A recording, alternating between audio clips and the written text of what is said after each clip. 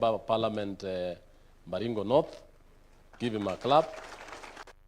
Other members of Education Committee will be joining you and other members of Parliament, I know that from within this county, and we shall be glad to listen and to be able to make our presentations later. I thank you. Thank you so much. Thank you very much, Honorable Meli. Your Excellency, sir, allow me now to invite the Cabinet Secretary, Honorable Julius Migoso Gamba, to make his remarks.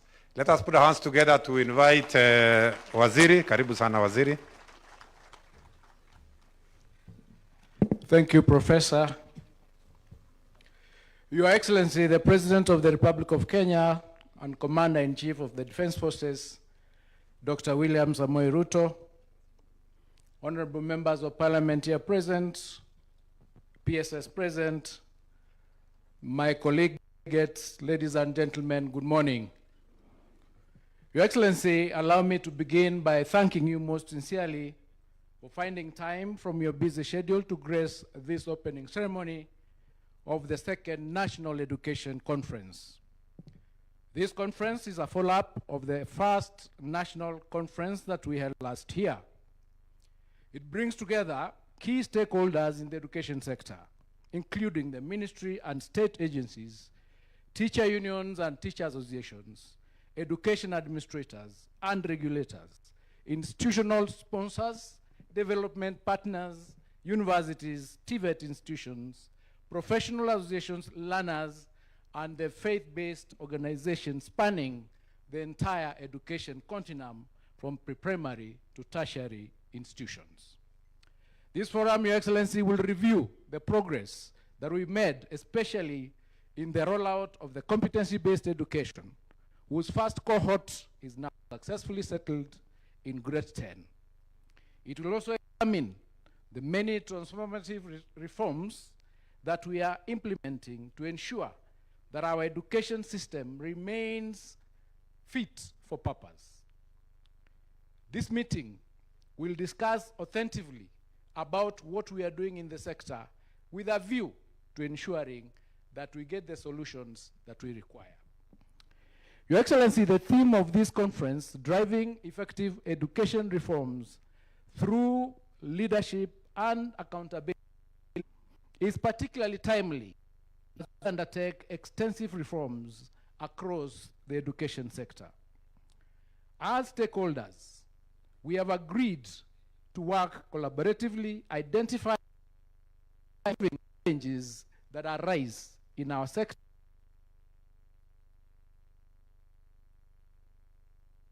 Your Excellency, our collaborative approach has continued to produce impressive results as we strengthen this sector day in, day out.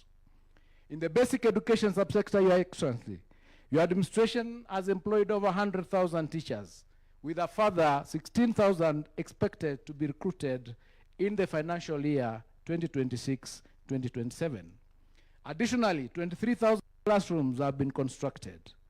The first cohorts under the competency-based education are successfully transitioned to grade 10 at the rate of almost 99.5. Further, Your Excellency, your administration has increased the education sector budget from 503 billion in the year 2021-2022 to the proposed 767 billion in the financial year 2026-2027, which is almost 30% of our budget. Your Excellency, capitation funds are now being released to schools on time, making in improving efficiency within our sector. In the TVET subsector, enrollment continues to rise steadily, and we are progressing towards our target of 2 million. We are currently at almost 800,000, having moved from 297,000 in the year 2022 when this administration took office. Additionally, we've employed 3,300 trainers with an additional 1,000 set to be recruited by July this year. Training fees in these institutions has also been reduced to 67,189, thereby making it possible for more students to join our programs. The curriculum has been modularized, meaning certification can now be done within a shorter period, enabling people to be able to acquire skills to earn a living as they continue progressively scaling their skills. We have introduced policies in the sector that are learner-based or trainee-based. For example, we now have the recognition of prior learning and the dual training policy in place that continues to support our learners. In the higher education subsector, Your Excellency, we've addressed persistent industrial unrest that previously affected that sector by establishing mechanisms for timely engagement and resolution with our unions. The means testing instrument has significantly improved, while tuition fees in higher education has also been reduced by between 15 to 40%, thereby making education in the higher subsector more accessible and more affordable. Our institutions and universities, Your Excellency, are also preparing adequately to receive their first cohort of the CBE learners in 2029. And part of the discussions here today will be how is that going to be undertaken. Your Excellency, leadership and accountability remain the twin pillars of transformation in our education sector. Teacher union associations, education officers, quality assurance officers are working complementarily together to ensure that we receive the responsibilities or we are able to get solutions together. Our collective leadership must therefore remain clear, collaborative, and responsive, and accountable.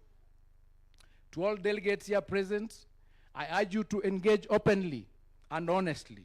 Be authentic in your discussions so that together we can develop a practical and sustainable solution basis for the advancement of our education sector. In conclusion, Your Excellency, allow me to once again thank you for the immense support that you continue to provide in the education sector. On behalf of the entire sector, I assure you that we will remain steadfast and committed to ensuring that investments made in this sector yield the desired outcomes in our learners and in our institutions together in our nation. Ladies and gentlemen, it is now my distinct honor and privilege to invite His Excellency the President to deliver his remarks. Please be upstanding as we welcome His Excellency. Asanteni sana.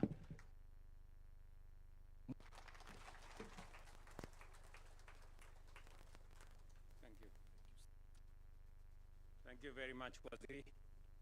Please, another round of applause for Waziri. I think this gentleman has done an outstanding job. Asanteni sana, tafadhali. While I was sitting here and looking at the writing here on the sheet here, I was asking Melly, I am a scientist. I am not a linguist. And I was asking whether competency or competence. Some English teachers should help us, whether it should be Y or mutatueleza baadaye.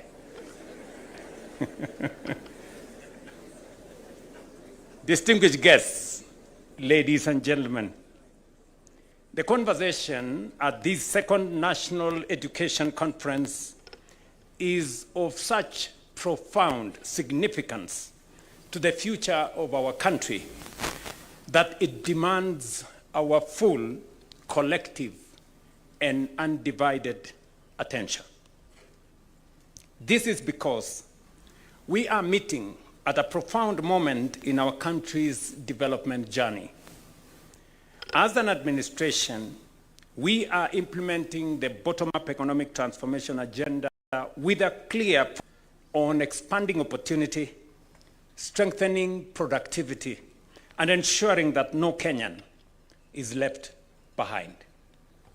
Equally important, we have made a bold national commitment to propel Kenya into first world status in our time.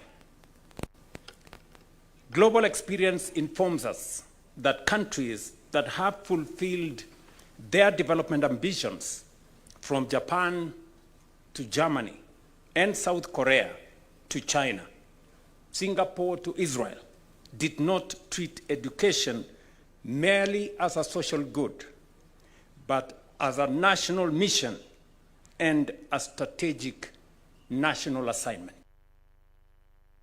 To share 5 broad reasons why education is and must be central to our development agenda.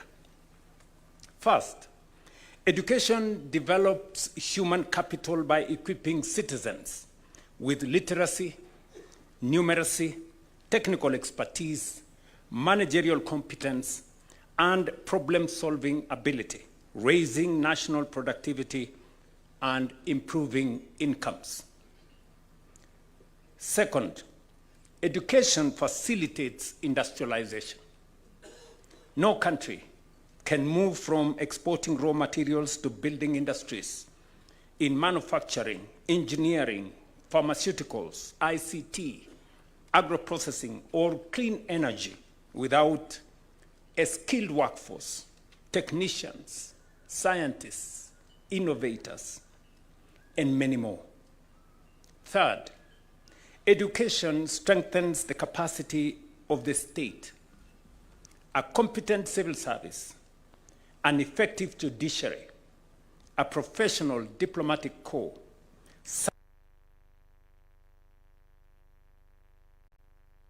all educated and capable. Education enables innovation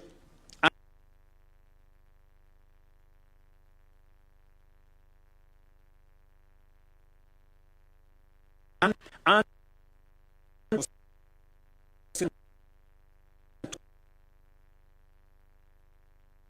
innovate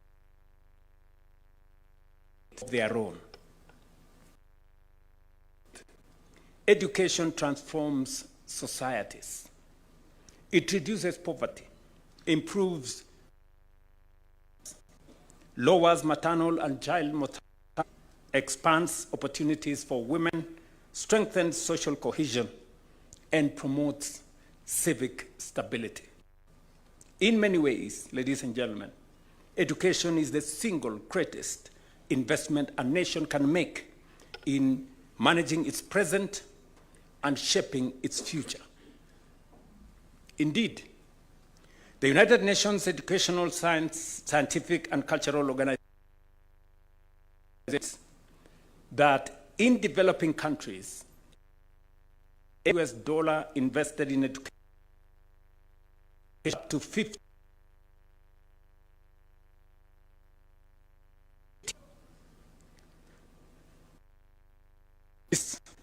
Without this conference, driving effective accountability, guiding our work and the engagements we are going to have in this conference.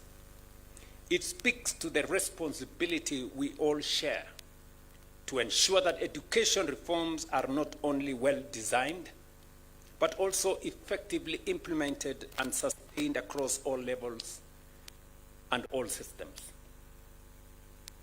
A working education system demands continuous and vigorous evaluation and review to align it with aspirations behind its introduction.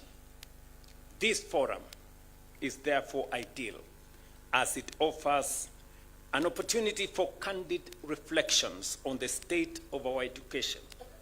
It is also an opportunity to assess our successes and reset our priorities. And congratulations, Waziri and your team, for putting this forum together. I know this is the second forum. The first forum, I wasn't able to attend. But on being briefed on the engagements in the first forum, I made the decision that I will be coming to this forum every year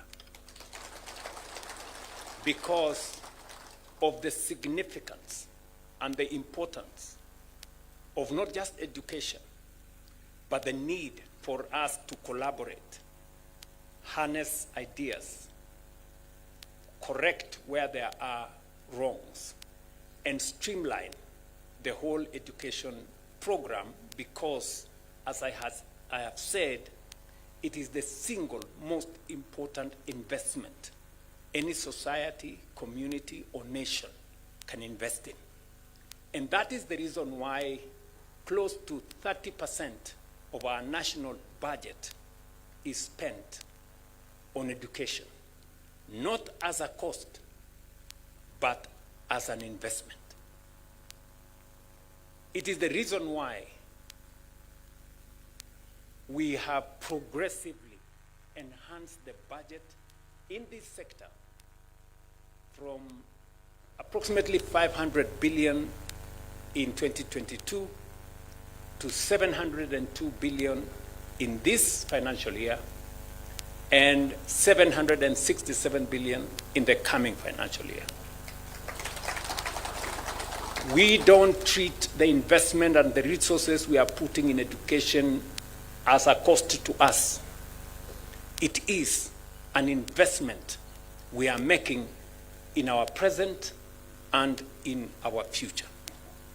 And that is why the theme of this conference, leadership, accountability, which comes with integrity, and also collaboration, is a very apt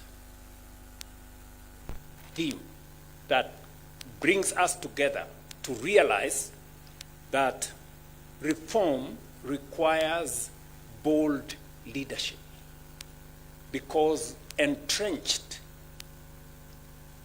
cultures don't give way easily.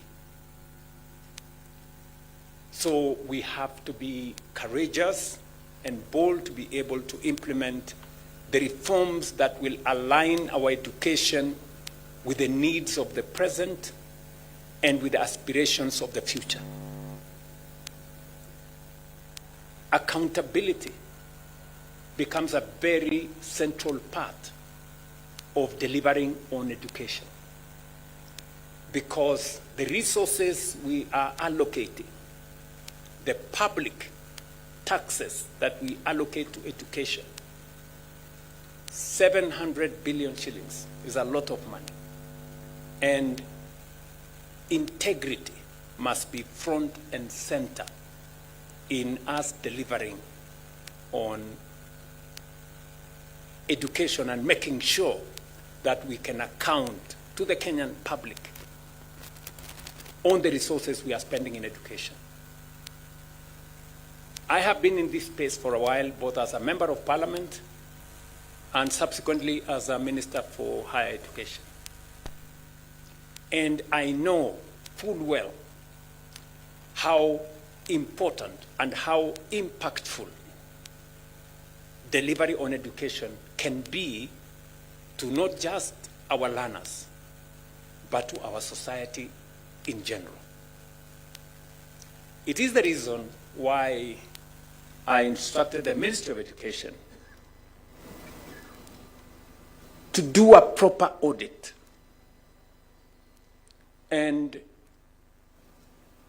to take the next step and digitize education data.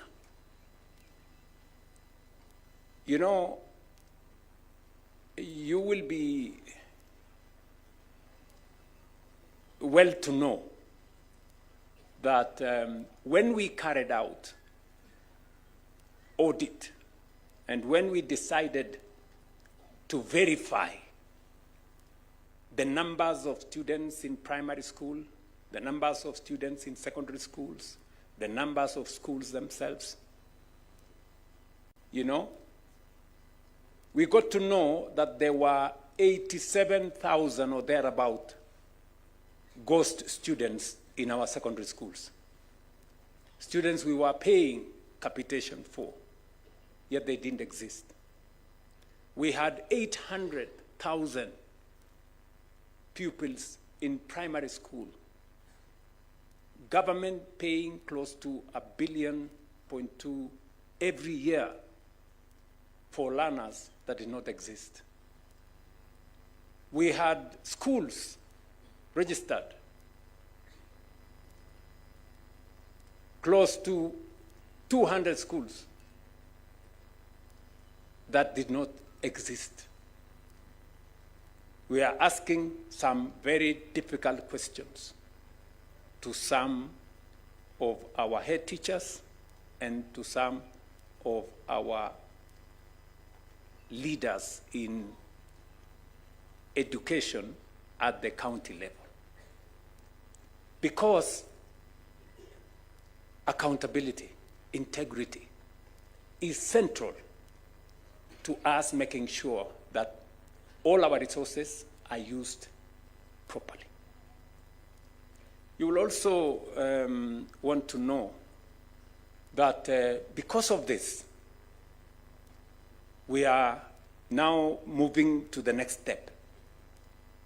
And I have instructed the Ministry of Education that in the next 2 months, we're going to be working with CONSA Technopolis to make sure that we digitize all the education details of every learner, every school, teachers, bursaries, and everything else, so that we can make sure that through technology, deployment of technology, using digital data, we can easily check on whether we have the right number of students, whether we have the right number of teachers, where we have gaps, and what we need to do. And progressively, we have seen what technology has done. I will give you an example. We had very big difficulties with agriculture. We decided that we are going to digitize all our farmers. We are going to collect data on all our farmers. We had tried it before for a very long time, almost 10, 15 years. We only registered 300,000 farmers. But we did a national exercise, rolled out a whole of government approach. Today, we have 7.2 million registered farmers. We know how many sugarcane farmers, how many coffee farmers, how many tea farmers, how many growers of wheat, how many growers of maize. Today, for you to buy fertilizer, you have to bring a digital voucher because we allocate every farmer, because we know farmer X has 5 acres. He cannot come and claim fertilizer for 20 acres because he doesn't have 20 acres. So the system automatically knows and allocates fertilizer on account of the acreage of farmers. We have dealt with huge cartels that were big problems to us because we digitized data. I want to encourage stakeholders, from our teachers to boards to parents, for all of us to agree to a digitization process so that it makes it easy for us to deploy all the resources we are deploying, whether it is capitation, whether it is bursaries, and everything in between. I am happy that we have teachers and teachers' representatives in our midst. The question I will ask my good friend Oyu and and my sorry, the leadership from Kupet. Kathy, or you, sorry. The question I'm going to ask them is, we have some head teachers who have taken us to court that they do not want to pay parents to pay school fees on e-citizen. They want to continue writing receipts on pieces of exercise book. Why? Honestly, mutusaidie. Why do you want to continue writing receipts on pieces of paper where nobody, traces, sijui hiyo exercise book iliandikwa ilipotea, shule ilichomeka ikachoma na receipt, sijui nini? Today, parents should be able to pay from the comfort of their homes on e-citizen school fees for their children, where we can verify the data, where we can know that this money was paid. We have made a decision. I have made a strategic decision that we do not want to deal in cash in this administration, because cash is very sticky, And that is why today you can pay literally for any government service,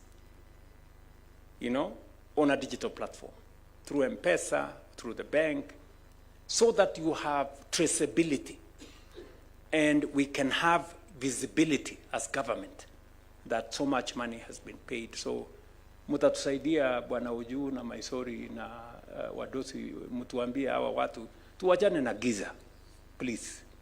Wacha tukuje mahali kwa mwangaza hapo, kila mtu aonekane nini inafanyika, pande gani inasonga namna hiyo. I don't think asking for transparency is too much, right? But I'm talking about very few teachers. The rest of the teaching fraternity, many schools across Kenya today, they are accountable. They accept money to be paid on a digital platform. In fact, I have head teachers who have rejected cash. They've told parents, go pay using a digital platform because we want accountability. This is how we want to move into the future. And that is why I have singled out your theme here of accountability. If we are accountable, we can do more with the resources we have. And we can improve learning outcomes better with the resources that we have. This year, the first cohort of grade 9 learners under the competence-based education joined senior school with over 99% transition. We must safeguard the unique ability of education to be an equalizer for all by eliminating man-made bottlenecks that frustrate access to quality learning and stand between our children and a brighter future. Equally important is making available the necessary learning resources to our schools on time. Beginning this year, we have ensured that capitation funds are dispersed to public schools before the opening date. We are also accelerating the expansion of classrooms, laboratories, and other learning facilities to cope with the growing number of learners and the demand by the CBE curriculum. These reforms are reshaping our classrooms into spaces that nurture creativity, build practical skills, and prepare learners for real-life challenges. They are laying the foundation for a generation that is not only knowledgeable, but also innovative, adaptable, and capable of providing needed solutions. Indeed, even in the face of early skepticism, the results we are now witnessing speak for themselves. Learners who have transitioned to senior school are already demonstrating strong learning outcomes that affirm the soundness of our decision to reform the curriculum. the core competencies and values being inculcated, including critical thinking, communication, collaboration, and citizenship, are evident in how these learners engage with their teachers and interact with their peers. Their confidence, creativity, and a sense of responsibility are clear indicators that we are on the right path. This progress has been driven by deliberate and sustained government action. Since taking office, you've had the statistics as given by Minister Ogamba that we had 4 fundamental challenges in this education space. We had a serious challenge with competence-based curriculum. You all know. Many parents were complaining they are being forced to do homework at night. They are making cars at night, cutting boxes, and doing all manner of things. We had serious challenges with teacher numbers. We had a huge gap of close to 100,000. We could only hire 5,000 teachers every year. We had serious challenges of learning spaces. I will give you an example. In Nairobi alone, we've had to provide additional resources to create more learning spaces in the city of Nairobi. We're building an extra 1,000 classrooms in the city of Nairobi alone, just to make sure that the students, especially in informal settlements, have access to education. We had very serious challenges of the funding model that was more focused on the institution than the learner. We have since corrected all of them. And of course, we have 2 to go. Digitize the whole system so that we improve on transparency and we make it much more easy for decision making. And number 2, I have one last thing that I must do, and that is to sort out a higher education loans board so that we can have clarity. And I have instructed this man, that, and I've put him together with my team. I've given them some assignments that we must finally end up with a predictable, you can sit down, Monari, with a predictable resources. Because as we move some of our commercially viable programs out of the budget into the National Infrastructure Fund, we want to create space using, resources from the budget, from development partners, to fund more social projects, education, health, social protection. That is where we will concentrate our resources from the budget, because the rest of the commercially viable projects, we can move them to the National Infrastructure Fund and also to the private sector, building on the ecosystem we have, on public-private partnerships, and all the other things we are doing in that space. So we've hired teachers, and I'm sure the teacher representatives here can confirm. It is not a story. True, wanaoyu na ndugu zetu? Yes. Yeah. The teachers we have hired in the last 3 years, it would take us 20 years if we hired them at the rate at which we were hiring before.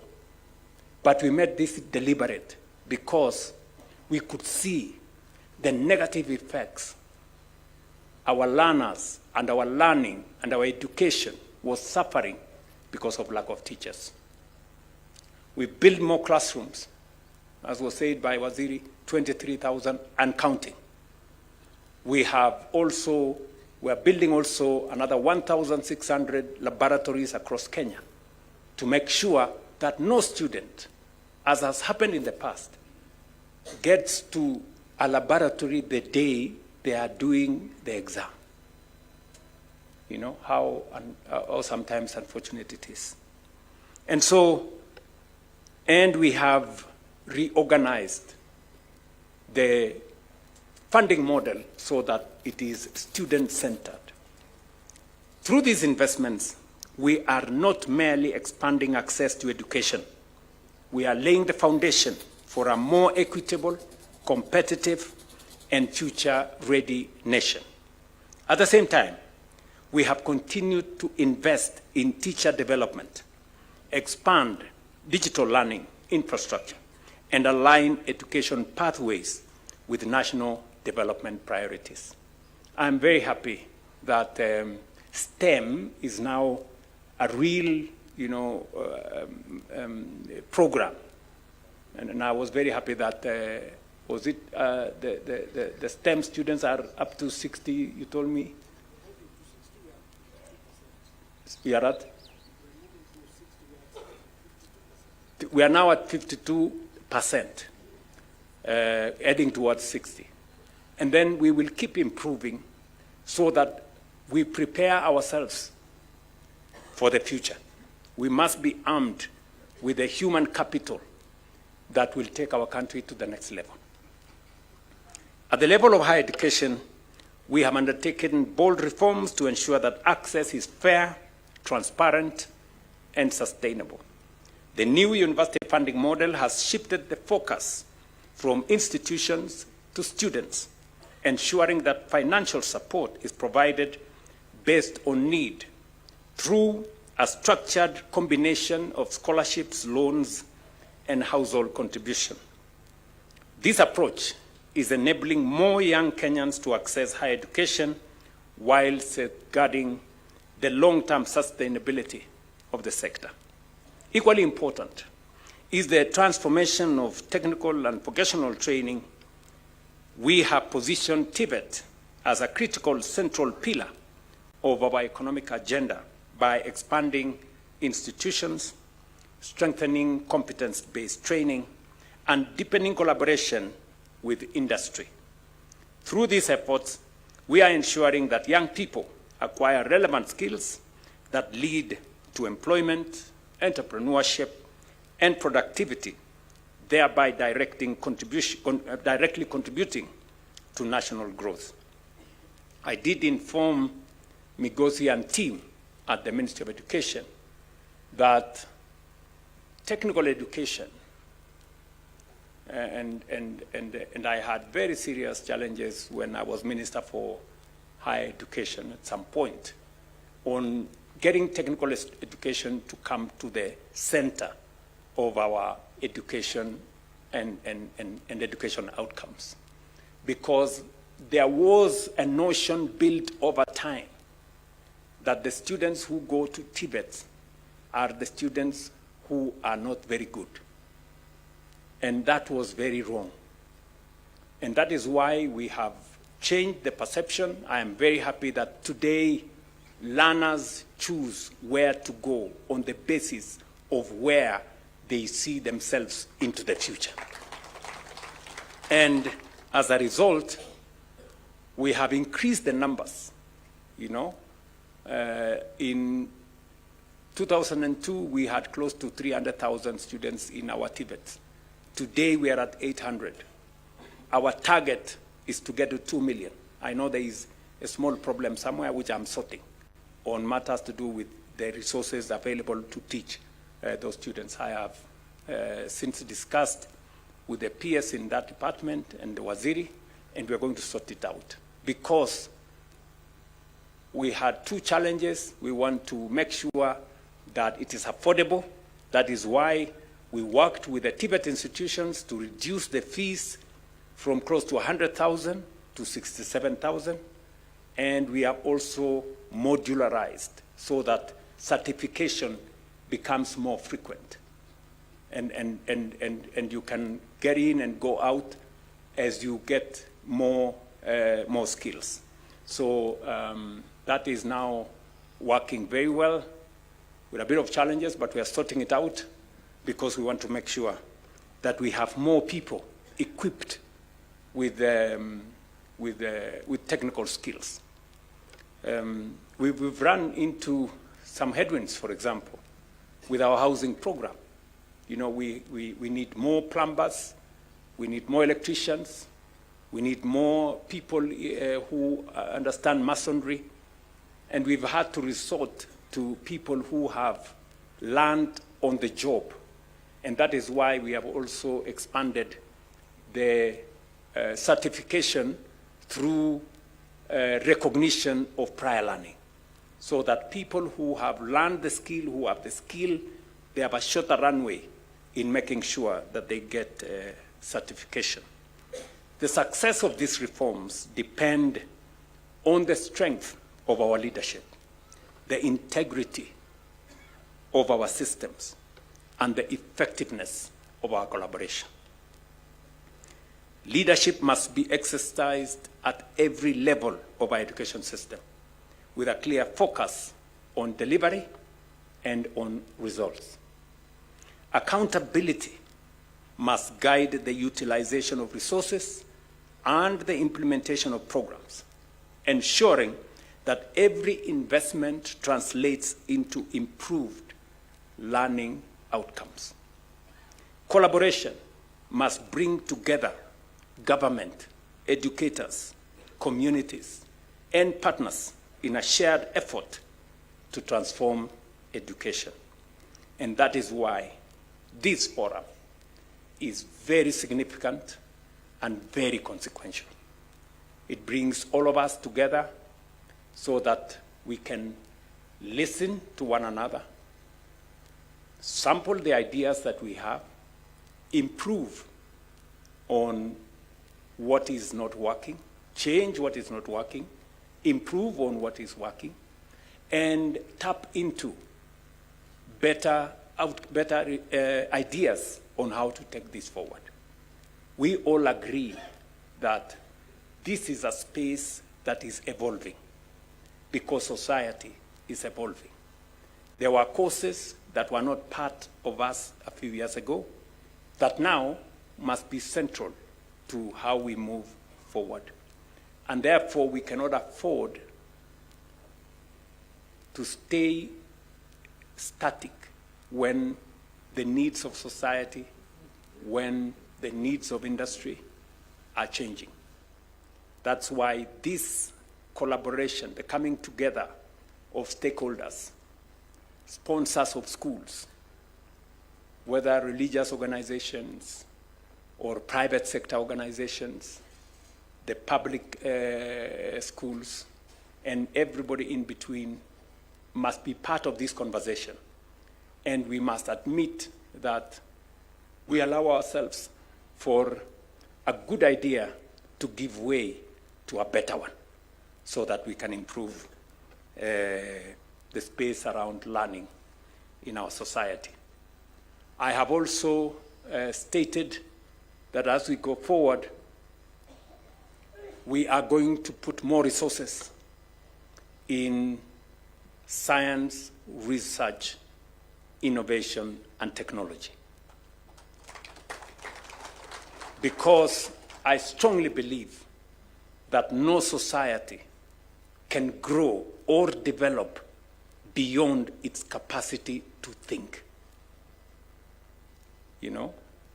And we must allow ourselves to, get the best minds to think for us, to innovate, to research, so that we can improve on the knowledge that we have, we can create new knowledge, and we can use knowledge to drive our development.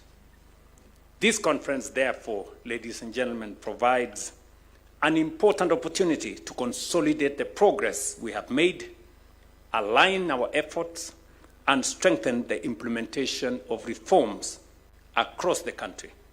It is a platform not for finger pointing, not for accusing one person against another.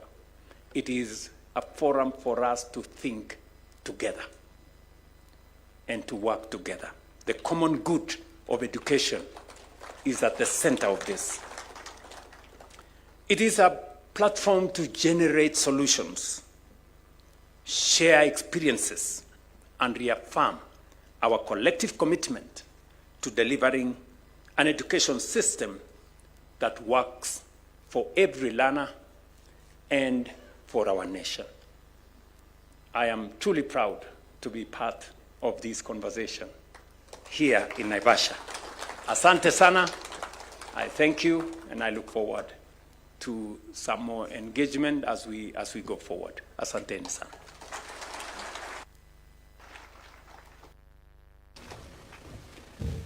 Another warm round of applause for His Excellency, please.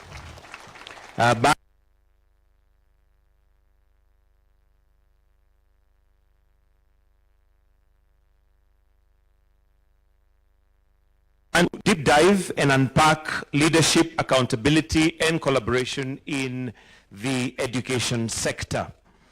And Your Excellency, the good book in the Bible tells us in Ecclesiastes chapter 9, verse 11, that to everyone there will be a time and a chance. The time and chance that we have as individuals and given an equal playing field is in the education that we receive. And at this point, allow me, Your Excellency, to invite the panelists, starting with the moderators.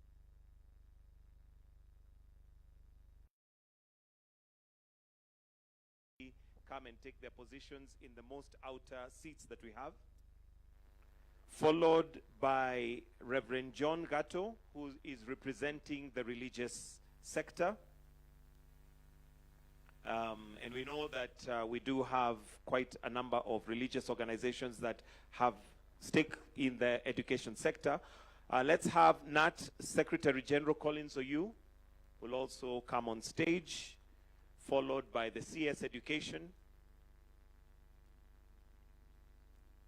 I'll repeat that. We have the two moderators, Emily Chebet and David Muchungu. Let's have NAT Secretary General Collins Oyu, together with Reverend John Gatto, also the Chair of VCs, Professor Mugendi, to please join in that panel, the CS, and finally we'll have His Excellency, the President, joining us. Do we have all? Chair of VCs, Professor Mugendi. Then finally, His Excellency, the President.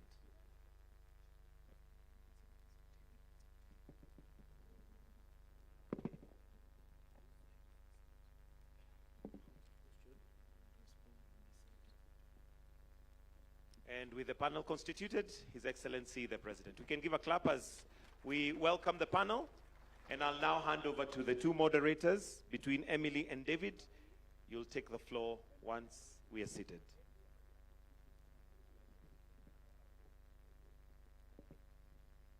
We can take our seats.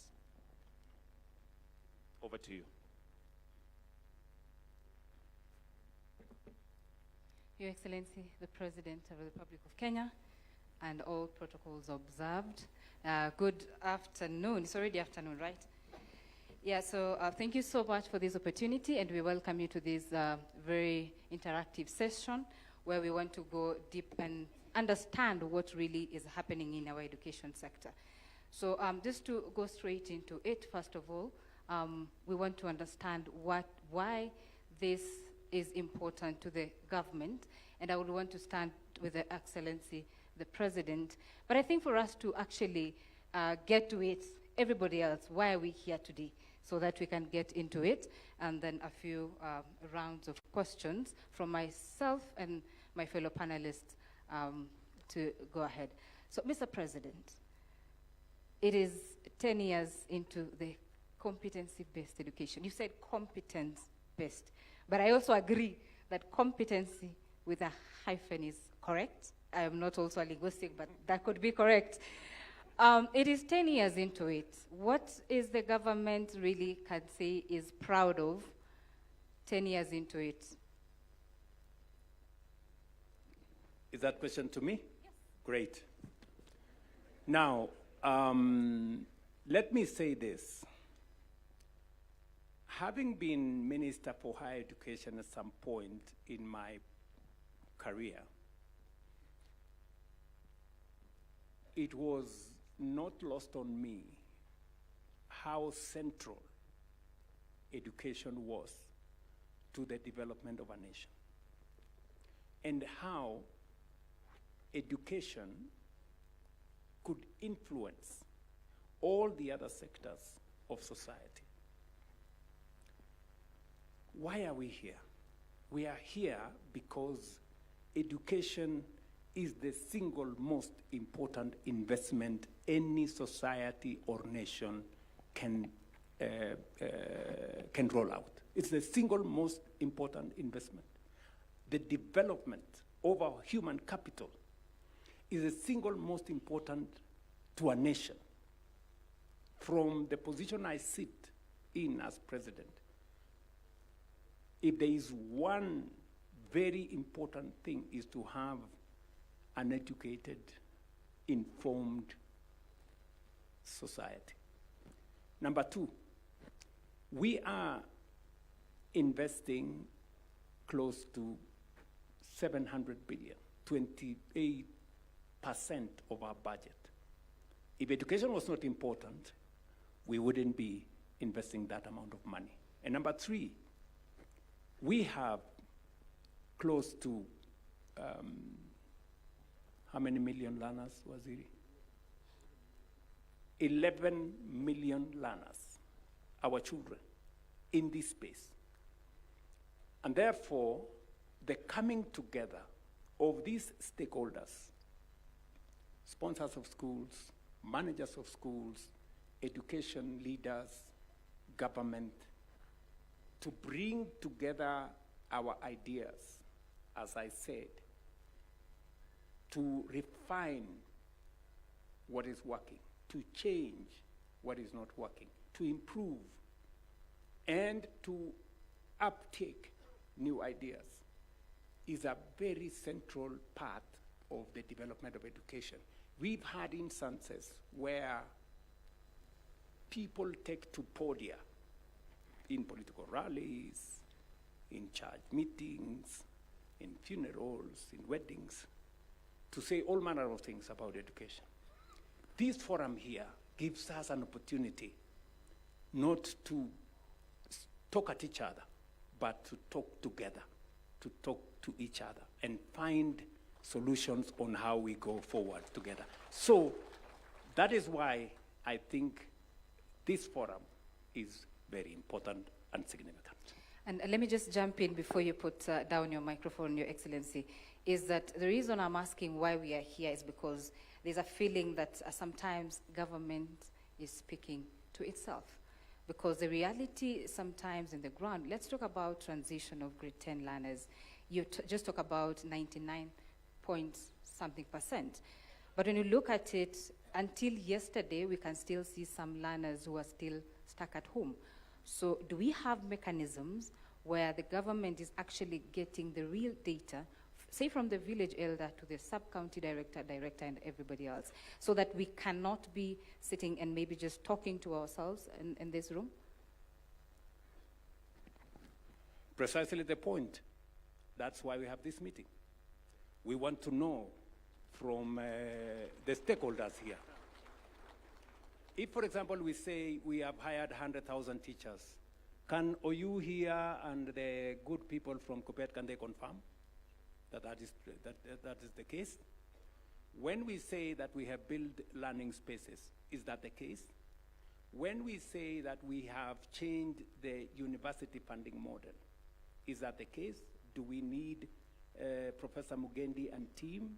Can they confirm to us that that is the case, or are we talking to ourselves? That's the reason why we're here. And I think that is a very progressive way of engaging rather than finger pointing and making statements sometimes that are not verifiable. All right. Thank you so much. And let's my colleague go ahead. All right. Thank you very much. I would like to direct my question to the Cabinet Secretary, C.S. Ogamba. When the CBE, or CBC as it was previously referred to as, when it was being introduced, it was benchmarked with curricula in countries like Canada, Singapore, Finland, and the like. Are we on track in the way we're implementing CBE to match those countries so that we may get to their development levels?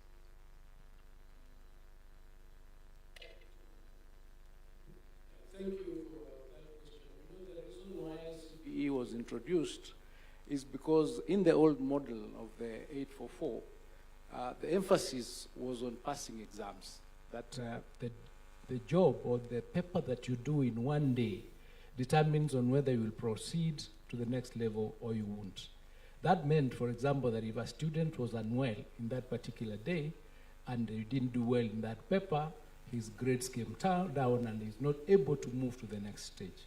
The competency-based education is a skill-based system where everything that the student does accounts for something from day one. The assessments start from the classroom work that you do, and it accounts for a percentage. So that by the time you're doing an exam, what you have gotten in the process of learning enables you to progress to the next level. Additionally, it identifies the talents, the skills, the interest of the students so that we do not always insist on having students take programs or take courses that they are not interested in. That's why we introduce the 3 pathways so that we have STEM, we have social sciences, and we have creative arts. In that way, there is no student who will miss out and that's why the transition is high, because now we are able to take each and every student to the next level based on what they are able to do. So it's work in progress. We are now on grade 10. We are moving to grade 12, transition to the universities. And then, as we continue, because the assessment is doing year in, year out, we'll evaluate the whole system at the end of the cycle. We're in the middle of the cycle. We've done 10 years currently. And it is the best system that we have.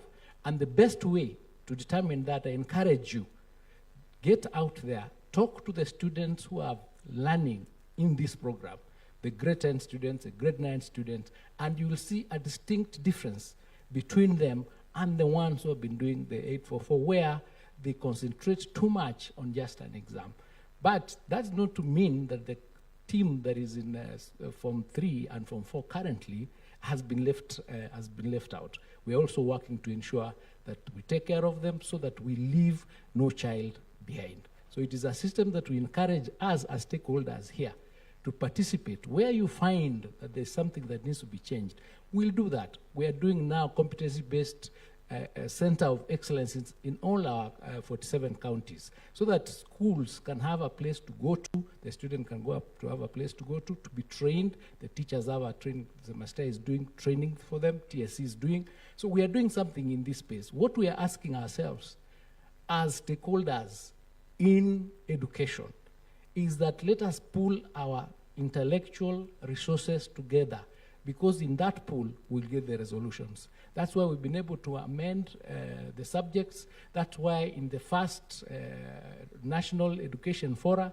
when we were discussing about whether we should have mathematics as a compulsory subject in just STEM and nothing in social sciences and arts, we agreed in that particular forum that we'll have pure maths in STEM and we'll have essential maths in social science and also in arts. That is something that came out of that discussion of that forum. So we need to just put our heads together, and I am sure that by the end of this exercise, we'll be much better country than when we started. Thank you. CS, before I put down the mic, I asked about benchmarking with other states which are doing very well, and especially because of resources. Because resourcing education is very important. The capitation for primary schools has never been reviewed since it was introduced in 2003. It remains at 1,420. The one for free day secondary schools has never been reviewed since 2018. So, and there has been inflation and all that. Are the resources still enough? We don't have laboratories in junior schools. That question. You know, this country has invested heavily in education. The international standard in investment of education is 20% of the budget. This country invests 28% of the budget in education. We are already above international standard by 8%, and we are continuing to increase that. The amount that is being paid for the capitation for primary school has moved from 1,020 in the year 2002, to 1,420 in the year 2018, to this July, when we'll be moving it to 2,300 per student. Junior school was introduced in this competency-based education, and we are giving them 14,240. Now, junior school is in the same place with primary school, meaning they share facilities. So in terms of the money that is used for primary school vis-a-vis the money that is being used by junior school with students in the same space. For example, if you're paying a watchman, you're not paying a watchman for junior school and paying another watchman for primary school. You are paying for one person. That means these resources are being utilized, and therefore, in reality, we have increased the amount for primary school substantively. Number two, we are doing now this verification exercise that we've done. Initially, we had an overestimation of the students. So the numbers that are sometimes gotten out there, you are still using the calculation of the earlier enrollment to state that, for example, we are not meeting the 22,000. The numbers have come down because there was an increment, an over-exaggeration of the numbers that we had. And that's why His Excellency is saying, we digitize, we get to know exactly how many students do we have, how many teachers do we have, how many primary schools do we have, how many secondary schools do we have. And within those resources, with accountability and prudent use of the resources that we receive, we will be able to ensure that our students have the necessary infrastructure, the necessary human capital to keep them moving in that direction. So we have done a lot in that space, and I think from where we sit, even benchmarking with the West, we are moving that much faster than they did. Thank you. Maybe just to add just one or two things to what Waziri has said, especially to your question as to the countries we benchmarked with. You know, the very progressive question. Of course, we benchmarked with different countries, and there are aspects we emphasized from one country to another. And then also, we customized for the Kenyan situation, because it's not exactly what those other countries are. There are differences. So we have customized for our own space. But I sat where my good friend Julius sat once, and I will give you my personal experience. When we were reforming, you know, the Tibet sector, we took into account, for example, that the system that was there, because many people ask questions about the competence-based learning. I am a very solid believer in CBE, very solid, from experience. Why do I say that? I say that because when we were reforming the Tibet space, we used to have so many failures. You know, a mason fails the exam not because they don't have the masonry skill.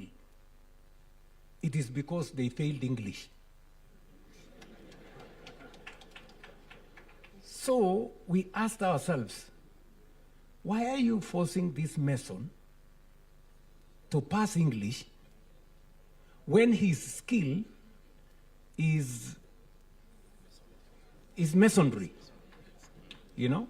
So we scaled down the place of English, and we got many more masons passing because they knew how to do, they had the skill of masonry, but they were failing on English, you know?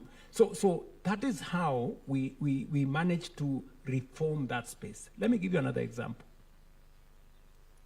And these are practical examples which we have had to delve into. What Ogamba has said, the 3 different pathways. We have many learners who are gifted differently. There are people who are not gifted on STEM subjects. They are good artists. They are good social scientists. But when you force them into a channel that emphasizes the things they are not good at, that is why, for a very long time, our education system produced too many failures. You know? Because we were failing our learners on areas that they were not good at. So that even the areas they were good at were undermined by the areas they were not good at. That's why having 3 pathways gives all our children equal opportunity to pass on the areas they are good at. And by the way, we need all of them. We need skills in STEM. We need skills in social science. We need skills in art. They complement society. They make us the society that we are. And that is why competence-based learning is the correct thing to go, the correct education system for us. Let me conclude by saying that, and it's good for us to speak in a bit of experience, because we've been in this space for a while, really helps. And I'm sure the teachers who are here will know that. There was a very big focus on passing a single exam. A single exam determined whether you were a failure or you passed. And that is why exams became a life and death issue. That is why exams were so militarized. There were policemen everywhere, you know, intimidating children, you know, making the whole place, you know, tense, and even affecting the outcome of learning itself. That's why competence learning builds on the learning experience and the learning curve of the student. You know, every stage accounts for the final exam, so that the final exam becomes important, but what you have gone through is equally important. So that is why I am a very strong advocate for competence-based learning. Thank you very much, Your Excellency.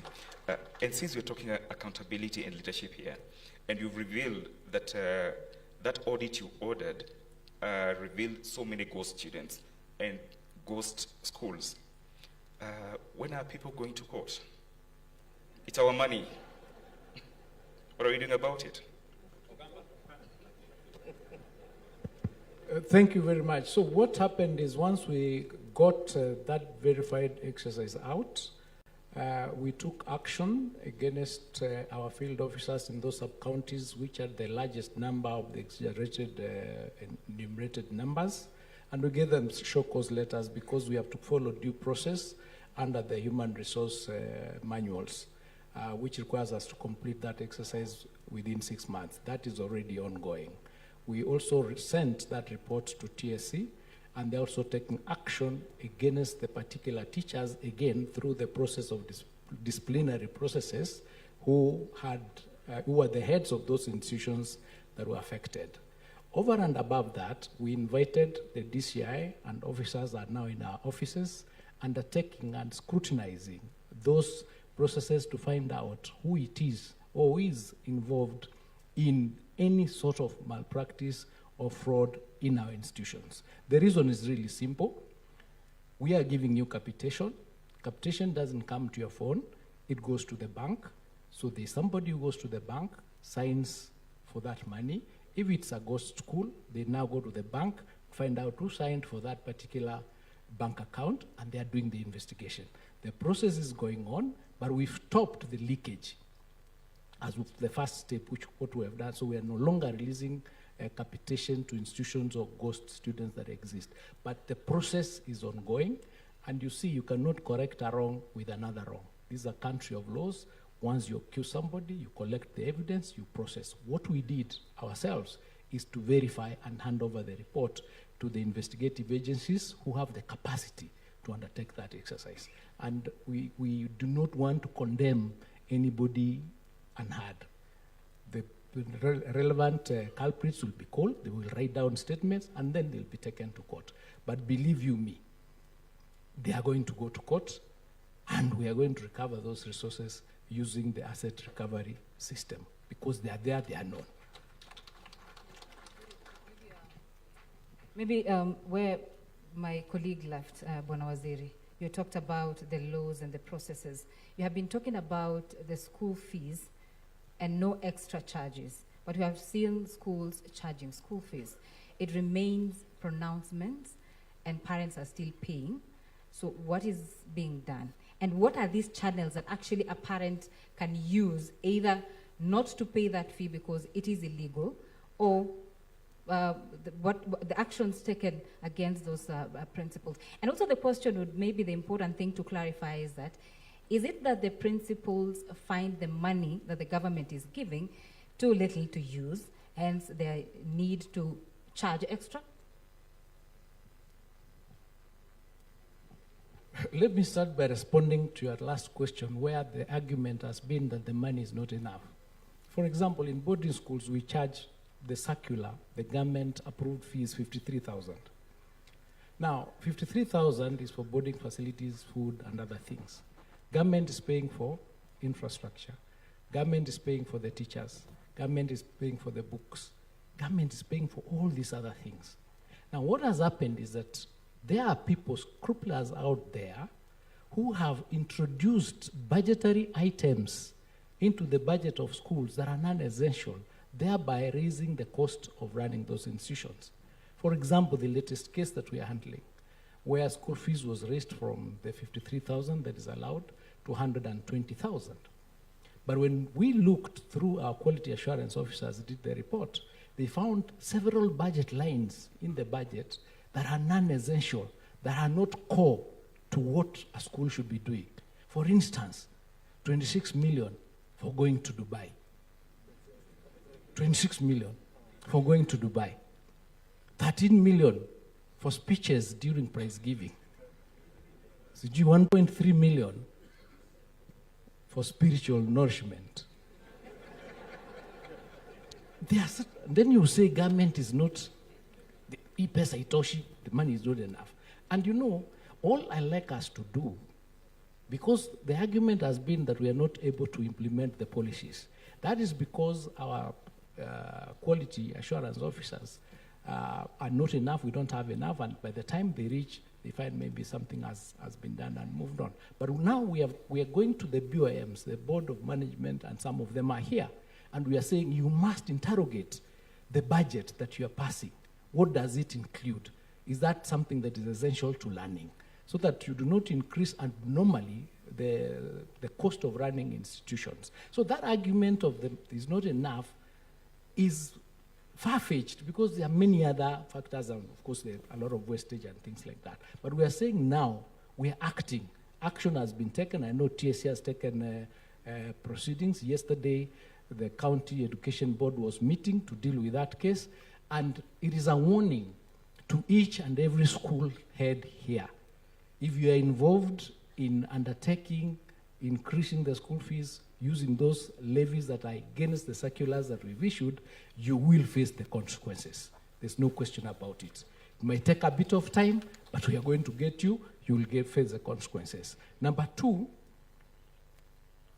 the schools that are insisting, for example, for students to pay for trips. A school has 2,000 students. Say each student is paying 15,000 for trips. Does every student in every term go for a trip? Tell me. 2,000 students are going for a trip per term. So let us be realistic about these things, and everybody who is appointed to the BOMs, and we've worked with the members of parliament, they've agreed to support us, so that there is nowhere to run. Once we get you, you can't go to your member of parliament, you can't go to your heads of tribes or whatever to say, you know, we are being targeted. It's not going to happen.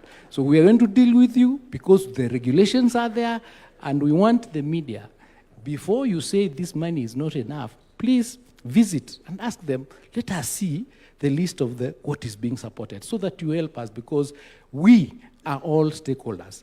His Excellency has indicated we have 11 million students. If we have 2 parents, that is another 22 million people, plus 11. Each and every household is affected, including those people who are saying we do not have enough money to support the students. So help, and that's why we are working here together, so that we can put our heads together, analyze the situation, and be realistic about what needs to happen. And if something has to be increased, there is a procedure, and you have to bring that order for approval, so that everybody knows there was a bus. This is what the parents agreed, and this is what everybody is going to pay. How, for example, can you buy a bus for 10 years? Every year, you're charging for a bus. You understand what I'm trying to say? So let's sort these things out, and we thank you for that question. Thank you very much. My next question goes to Professor Mugendi. Professor Mugendi, just hold the mic. It is now 3 years since we introduced the new funding model for higher education, because it was introduced in May 2023. There have been teething problems with the model. Is it time to review to see what is working and what is not working and change? And can you tell us what challenges, as a manager of a university, what challenges do you face? At the beginning, there were pending bills of about 60 billion, and I think from the last report I saw, it has risen to close to 100 billion. Is it working? Or what can we do? Thank you very much for that question.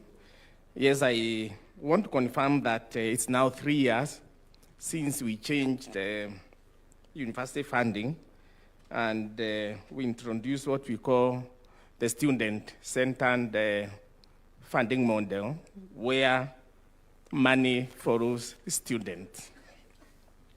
And indeed, for us at the universities, we found this model to be excellent, and indeed a model that was able to target and ensure that we are funding students that are most needy.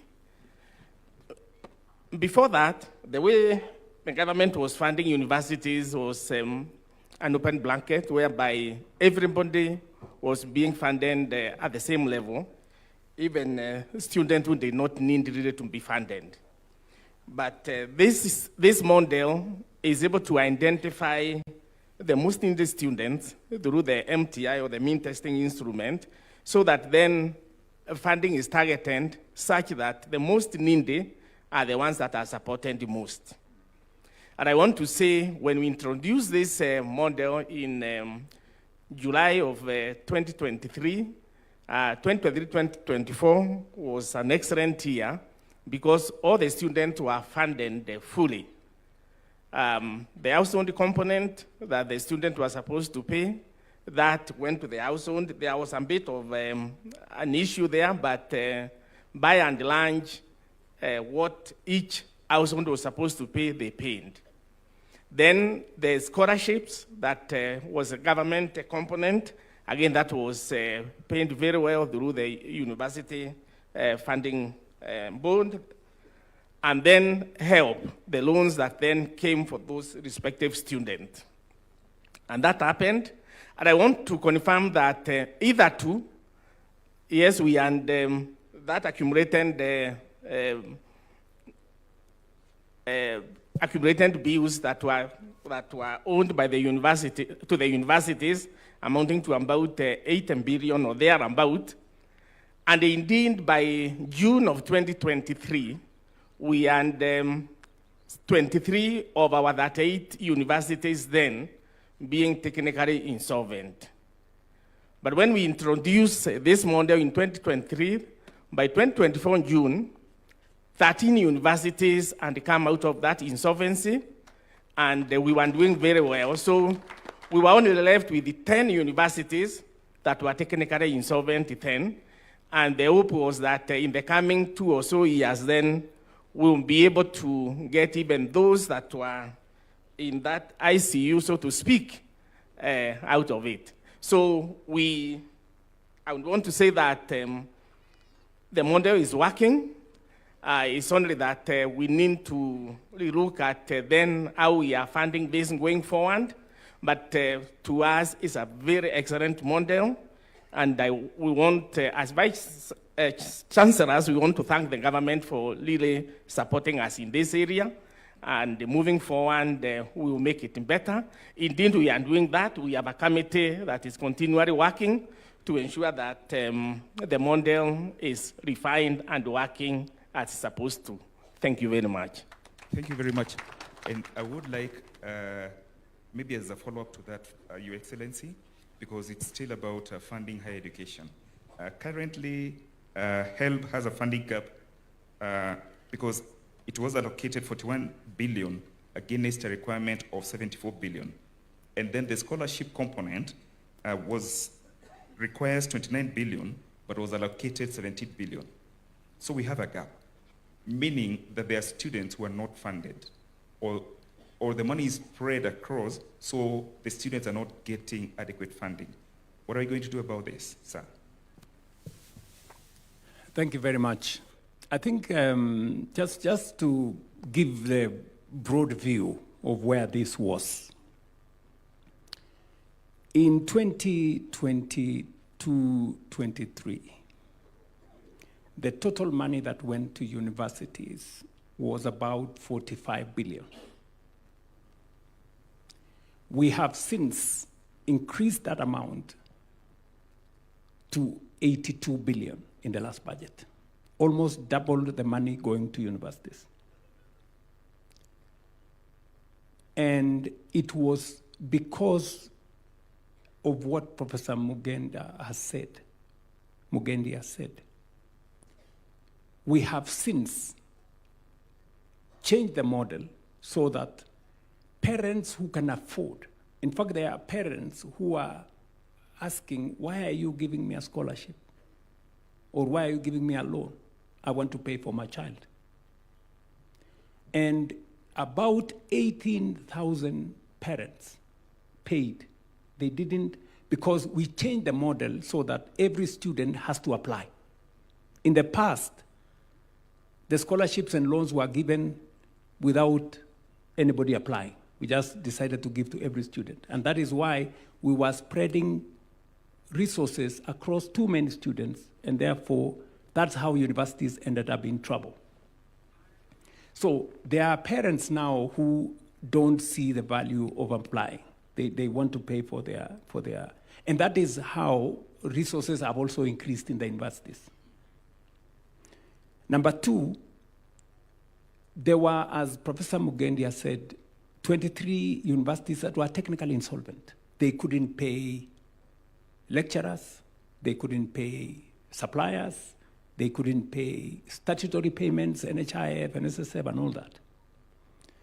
And these are real cases. You know, for example, Egerton University in this very county was paying half salary to their lecturers, you know, because the thing was just not working. Today, that has changed. I was, for example, at Cooperative College. You remember we were. And I asked the Vice Chancellor, and I told him, please tell me what has changed. And Professor, I think it's called Kamau or somebody. Professor Kamau told me, Mr. President, I can now pay my salaries. I can now pay my suppliers. And I can also pay taxes. Because the model has brought in more resources from government and more resources from parents. So we just have to be realistic with ourselves.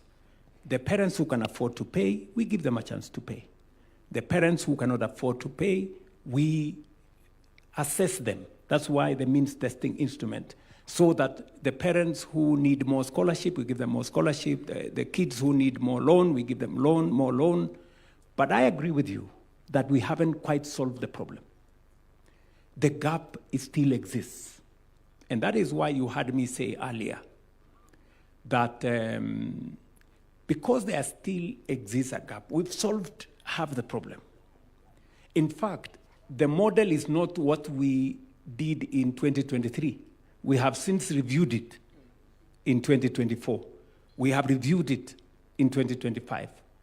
We've even brought in students from universities to come and sit down with other stakeholders to look at the model. And we've even picked suggestions from students that maybe this would be better than the other. And we brought them on board. And we've made this, not us versus them. We've made it a collaboration. And that's why I like even this meeting. It's about us talking together. So there is still room. And that is why I said when I spoke here that I have instructed this good man, Monari, and my team to sit down because the requirement is still heavy. And maybe the budget alone cannot solve it. And that's why I'm looking at what other ways are we designing to make sure that we can fund education fully. We can fund health fully. And we can fund all the scholarships fully and all the loans fully. It is also the reason why I persuaded this country that let us have a national infrastructure fund, because there are items today in our budget that can be funded differently. They do not need resources from the budget. There are items that really should sit in our budget, and these are the social aspects, education, health, so that you will see in our next budget, because now we have the National Infrastructure Fund, we're going to enhance resources going to health, and we're going to enhance resources going to education, because some of the items that were occupying that space in the budget, we will now move them into the PPP framework, the National Infrastructure Fund, and that kind of thing. So you're right, there are still gaps, but we have gone halfway, done with the problem halfway. We still have some homework to do, and we are working on it. Report itamalizika lini Monari?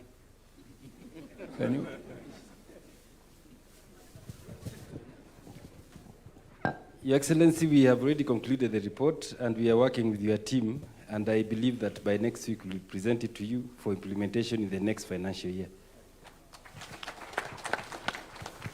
Thank you very much for that answer. And Mr. Monari, also thank you. All right. So let me come to you, Secretary General Bwana Uyu. I know the CS talked about stopping the industrial action, which is a good thing for the country to move ahead. Let's talk about teachers and the number of teachers that we currently have, because I know there are still gaps when it comes to also the number of teachers we have. And as you talk about the gaps within the teaching fraternity, talk about the JSS intern teachers, which I saw the other day. There was a court order, and then Supreme Court ruled about intern teachers. You have 44,000 who are out there. What is their plan from where you are? And talk about the gaps in terms of the number of teachers that we have currently in the country. Thank you very much. Allow me first of all to appreciate this conference and really equally appreciate His Excellency the President, the Ministry. Indeed, a game changer. That is why I decided to come over with my team to attend this conference. One thing, when you ask me about industrial action, that is not why I'm employed. I'm a teacher by profession. And I lead a team that is qualified as teachers, then they're elected as union officials. I think I'll surprise this gathering when you see the number that is here.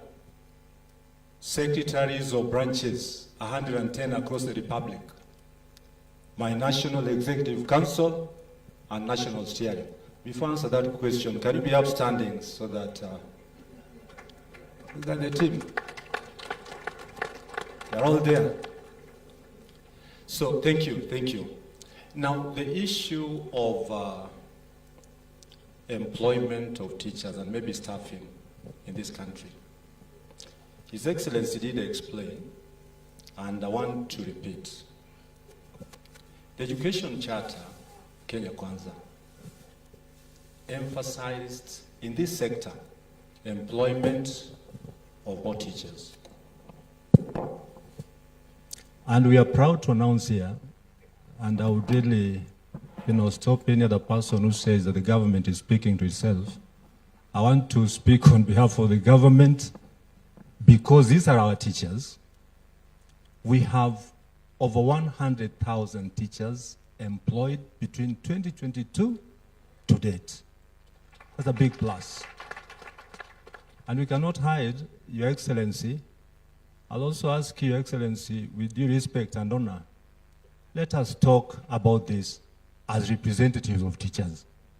Because when it comes from you, it means that others will politicize and say, this is what His Excellency is saying. But take it from the leader of Kenya National Union of Teachers, a union that is led by order and discipline.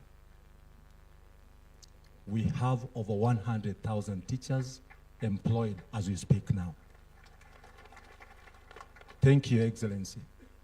The issue of intern teachers, it is true. The shortage allowed the government to fill gaps of acute, it is now acute, 5,000 teachers per year. We were talking about over 100,000 shortage by 2022. So the government employed P&P and interns. We accepted as a union because we sat and discussed it. What went amiss? And we hold on Teacher Service Commission to explain this to us. Teachers should not be referred to as interns because they are trained and qualified. We should refer to them as teachers on contract, and a contract should go for a specific period of time. So that if in 2 years, we get back to TSC and say, yes, the contract was 2 years. Teachers signed. When are you making them P&P? And we proceed. Last year's World Teachers' Day had a theme that went all over substantially. Recasting teaching as a collaborative profession.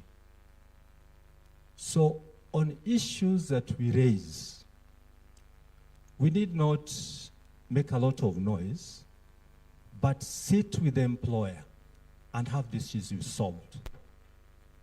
And I want to put it across here to all of us. There's a big difference between activism and unionism. Activism thrives on noise, demonstrations, without even going through the structures that are there. Kenya National Union of Teachers depends on structures, and these structures must be followed before we proceed to industrial action. So right now, we visited Teacher Service Commission so that we can agree on when these teachers can be employed on a P and a P. They have to give us reasons why they're still outside, because some will be, intertwined with issues of finance and so on and so forth. But our target, our focus, is to have all teachers in this republic employed on permanent and pensionable terms. But we must sit. Trade unionism of the 21st century is different. I'm a representative of Education International, African Region Zone 5. I represent 7 countries. And we are trained on how to approach issues with government and establishments, so that my position as a Secretary General must be respected by and large. When I make a statement, it is on behalf of those I represent. If you ask them here, none of them will even make a statement before I speak. That is the order and discipline in the 21st century trade unionism. Thank you. Thank you. Thank you very much, Oyu, for at least confirming that what we have said here is correct. But let me also say this to the Teacher Service Commission, and before Chair. Let me explain the background for why we discuss the issue of intern teachers. We have three issues. We have learners who have no teachers. And then we have teachers who are not employed. And then we have limited resources. What do we do? So we said, let us have a compromise. Let us employ teachers on contract. I think we are going to correct it. We will not. We have no problem saying. We thought interns was a good word, but if Nat and the teachers union want us to say contract, we will call it contract. We employ teachers on contract for 2 years with a commitment, firm commitment, that after the 2 years contract, they will transition without any other interview or whatever. They will transition automatically to permanent and pensionable. That is the commitment that I made. That is what I bargained for. Because that way, we solve all the three problems in one. Number one, we make sure that all our children in school have a teacher. We also make sure that many of our teachers who are tamarking have a job. And the limited resources we have as a government also can pay them. And I want to thank the teaching fraternity. I think there was a big debate before. There was a lot of pushback before. But we have to be realistic about where we are. This is our country. It's not fair to increase taxes. We're already spending 28% of our budget on education. To push it any further would be a bit more difficult and crowd out other necessities and priorities as well. So that is how we ended up with intern teachers. But I want to ask the TSC, I hope there are no teachers that have served more than 2 years as interns, because that is not what I bargained for. Any teacher can only serve for 2 years on contract, after which they transition automatically. Is that the case, Bwana Chairman? Yes, sir. They only work for 2 years, and we convert them to permanent and pensionable terms automatically without any further interview. That is the bargain we had for, because we understood, and we understand this. I get messages on my phone from intern teachers. They are on my case. Mr. President, when are you going to confirm us? Sometimes they do it in a code. I could see this is a plan. They bombard my phone, harass me and do all those things. I really wish I could do it automatically, but I have to persuade them that I know that whatever you earn as a contract teacher may not be enough, but, I'm just requesting that we work on the transition. It won't be for long. I think as the situation improves, we are now doing contract for 2 years. Maybe along the way, we will reduce it to 1 year. And then we will see how, when our situation improves, we can put more resources and be able to hire all our teachers on permanent and pensionable basis from the beginning. So this is the situation where we are. And finally, I needed to explain, why we have intern teachers, and I hope the TSC has no problem not referring to them as interns, because according to you, and he's correct, these are qualified teachers. They are not interns. They are fully qualified. We can refer them to being on contract, but then with the terms that as soon as that contract expires, they transition into PNP. That should be your contracting situation, because we will provide you the resources for that transition, because it's a commitment that I made. Number 2 is on industrial action.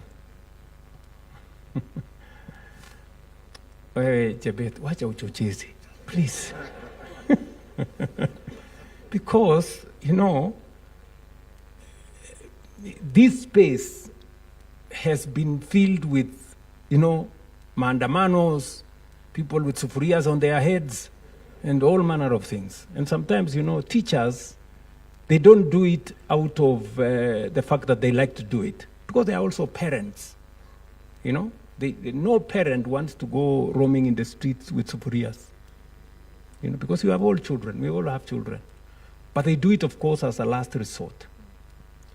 But we decided, and I gave very firm and clear instructions to the ministry, that let us confront the collective bargaining agreements. Let us negotiate ahead of industrial action. And we have done it in health. We have done it in education. That is why there has not been a serious strike in the last 3 years. Not because they didn't want to go on strike, but we decided that let's engage them. And there were people who were accusing the teachers' unions, why have you signed the collective bargaining agreement? But that's the basis of the engagement between teachers and government. Once we honor their collective bargaining agreement, they have no reason to engage in industrial action. And my commitment to the teaching fraternity and to all the other spaces is that we will go ahead of time. We have, for example, we had a problem with the doctors. We decided to pay them whatever previous governments had committed to.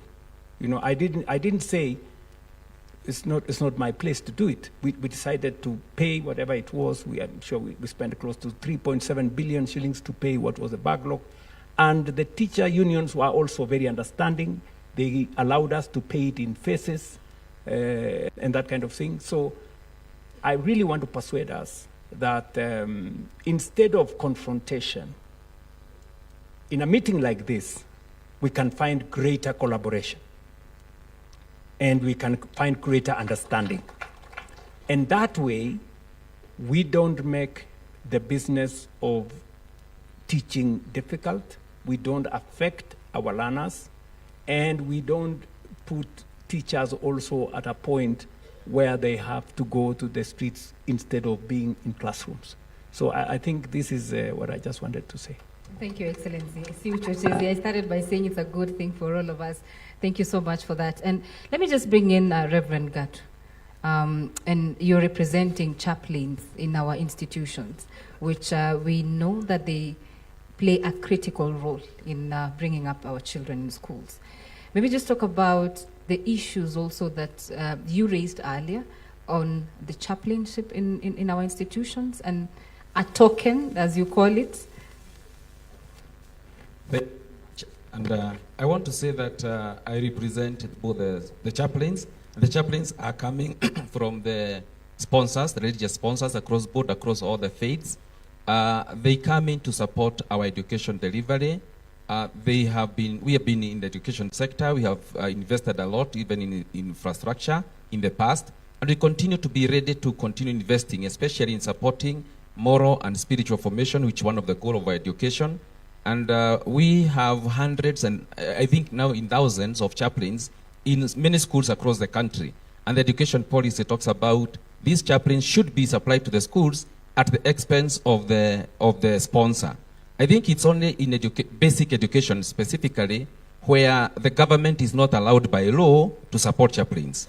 Because in all other sectors, universities, wherever else, the money that may be spent, for example, in basic education to do moral and formation is, as you have seen in the past recent issue, is called an illegal allocation. Because there's no other way.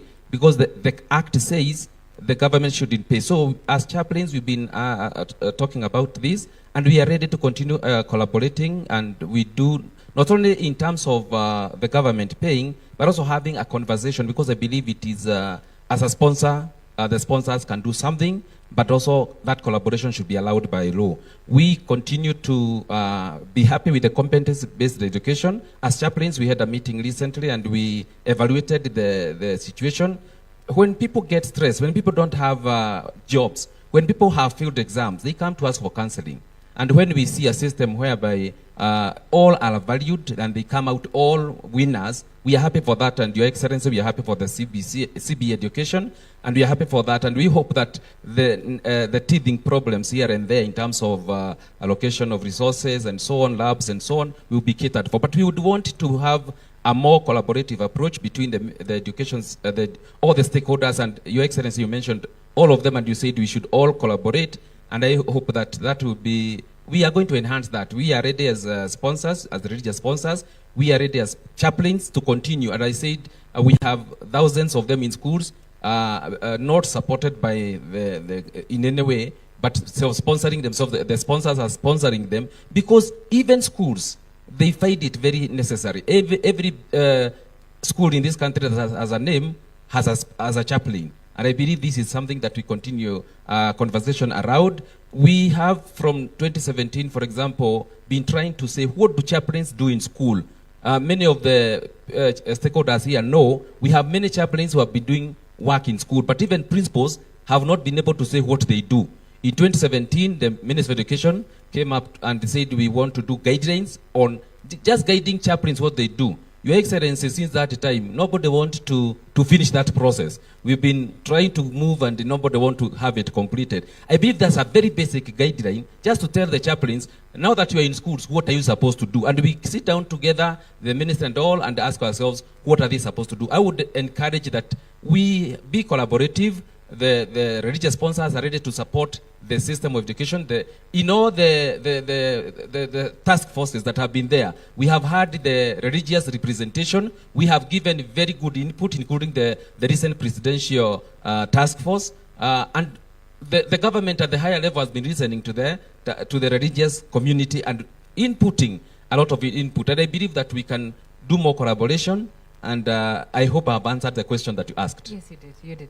Thank you so much. Let me just bring in Waziri on the issue of textbooks in grade 10, which I know the data, the latest data shows that 11 million books have been distributed. Do we have data that shows specific subjects in schools? Because there are few principals who are saying they are yet to receive enough, because you find 5 to 6 learners are sharing a book. So is it the difference when it comes to, others actually are saying, is it the principals who took so many students beyond their capacity? So talk to us about that shortage of textbooks, and if there is a database where you can say, English, this number of students in this country are needing these books. Thank you, and the CEO for KICD is here. He'll be able to give more details on it. But as you know, when grade 10 transitioned, grade 9 transitioned to grade 10, a number of students requested for transfers from one school to another. So during that time, the data that was being used was the data that had been previously presented to KICD for the distribution of the textbooks, so that the ratio of 1-to-1 per subject was to be met. Now, because of that movement, the KICD did a circular or a request to all the principals to do another return to indicate, yes, last year we had put in a requisition, for example, for 600 books. Now we have 620. So that then KICD could then do the rationalization of that process and redistribute the books to the various institutions. Some who had more were asked to return those books, and those who didn't have were requested to give in the information so that they can get. But easier, I can answer that question more appropriately.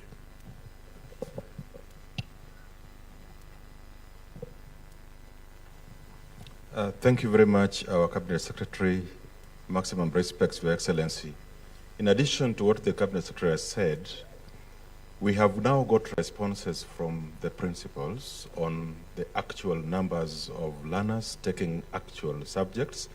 But as we talk today, we have to verify those numbers through our sub-county directors of education so that we are sure that the numbers the principals are giving us are the exact numbers of learners, because we don't want it to run into the problems that took place before verification. We have given that process 1 week, and after that 1 week, we should be able to tell the publishers, now these students in these schools have this shortage, and they'll get back the books before the end of this month. Thank you. Thank you very much. Maybe just so that I can assist from where I sit. You see, this data thing is actually at the heart of solving many of our problems. And it is the reason why we shouldn't be waiting for a teacher to send us returns. If we digitize this data, we can authoritatively know how many students are in school X. And we just send the correct number of books to that school. That is why this digitization is very important. We've traveled a journey, a long journey to getting it where we've gotten it. I'm very happy that Ogamba here tells me now they are ready for the rollout. You said on 10th, 15th. It'll be the first time we on board, we go live. And then that is with the secondary. And then 2 weeks later, we go live with the primary and make sure that we have all these data so that KICD will authoritatively send books, the correct number, to every school, because we will have their data onboarded on a digital platform. Number two, two things that my good friend Chaplain Gatu, my good friend Gatu here said on the matter of chaplaincy. It is true that maybe a conversation has to be done, because he says it's been hanging because nobody wants to deal with it. So I think in a forum like this, we need to have a conversation. What is the job of the chaplain? What is the job of guidance and counseling? Who does it? Do we have teachers who do guidance and counseling, psychologists? What is the training of the chaplain? What kind of a chaplain? What are the qualifications of a chaplain? Once we have identified what they are supposed to do, then we can have qualifications so that if they are supposed to do job X, they must have the qualifications to accomplish that responsibility. So I think this is the conversation that we need to have. And then we will also need to have who pays them. Okay, we have schools that are sponsored by churches, but we also have schools that are not sponsored by anybody, government schools that are not sponsored by anybody. What happens? You know, that kind of conversation is what needs to be done. And Waziri, I'm sure a forum like this will provide a good space. We can have suggestions, it can be refined, and then it can be approved. And then as government, we can pick them up, take them to Parliament, we create a policy, and then subsequently we generate either regulations or a piece of legislation to guide that process. And finally, to the conversation, I just wanted to bring to the, to buttress what I said about being frontal with engagement. There was a problem with SHA, with teachers, about a month ago, when there was a problem of co-pay, you know. It came to us as, because we were trying to protect teachers' money not to be eaten by some of the hospitals that we know. Then some people went overboard. But I'm very happy the minister came with his team, the teachers' unions came with their teams, they sat down, and they agreed and sorted out the problem. Now we have clarity on what is going to happen. And I want to say, when I engage teachers, the scheme that they had before was actually working against teachers, because they had access to only 900 hospitals. Today, they have access to 9,000 hospitals across the country. Their scheme was good on paper, but was not good in practice. So we have now changed that, and I want to confirm to the teaching fraternity that we are going to make your terms better. Because why? Look, we were paying an average of 24 billion shillings every year for the private insurance. Under SHA, we're going to be spending between 15 and 16 billion. We are saving close to 7 billion shillings every year. Just imagine. Money that was being shared by characters in this town. And they are the ones who are sponsoring all manner of things. Headline this today, they put another headline tomorrow, they put another story, social media, blah, blah, blah. You know, because they have lost, you know, the gravy train. We've stopped the gravy train. But, and that is why when you see all these screaming headlines, oh, SHA is not working, I don't know, the teachers have rejected SHA, I don't know, blah, blah, blah. And you see them in the headline. When you go to read the story inside, there is nothing. It is because it's sponsored, you know, because they want a crisis so that they take us back where they were making 7 billion shillings every year. I want to promise you that will not happen anymore. Not under my administration. Not when I don't know where the right thing is. We will stop them. They have eaten enough. So we are going to work with these teachers. Instead of us paying those characters more money, we better improve the terms of to the teachers, because they work for it. Thank you so much, Your Excellency, and thank you, our esteemed panelists. We really appreciate your input this day. I just want to give each and every one of us to give our closing remarks. We will end with the President, so we start from Reverend. Give us your last remarks, kindly.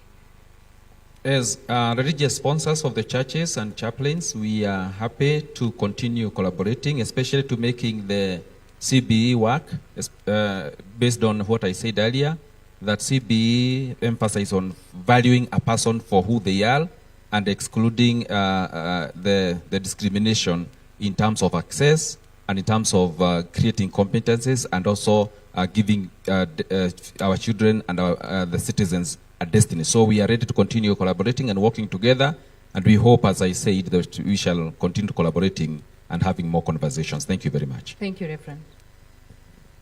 Thank you very much. I also want to emphasize the fact that education is the greatest equalizer, where the poor man's son, daughter, the rich man's son, daughter, meet together in university and get qualifications where they all work together as equals.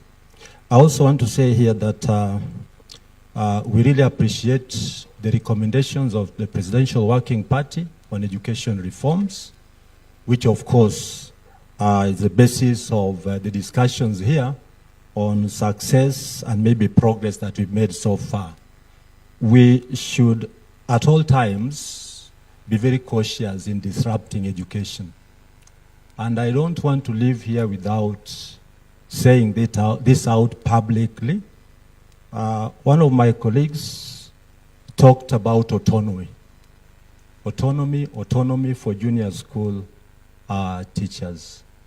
If we really understand the recommendations of the Presidential Working Party on education reforms and the structures that are there in the recommendations, I think we should be the last people as teachers to talk about autonomy.